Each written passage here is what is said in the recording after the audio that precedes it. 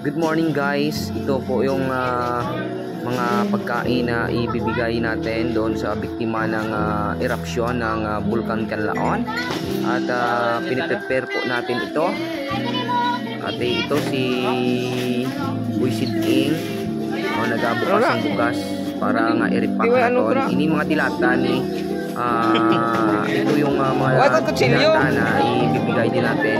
Ibibigay din natin gatas, yung Bear Brand noodles. Ito po yung ilalagay natin sa bigas, pares yung bigas, dilata, gatas, then